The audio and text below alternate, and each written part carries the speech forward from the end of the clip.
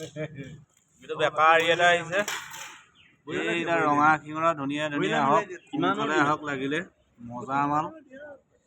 কুঁহি এটা আছে মজা কুঁহি এইটো এটা আৰি এইটা বহিলা আৰু এইটা মিছা একদম জিন্দা হৈ আছে চাই লওক যি আহিছে বগাই আহিছে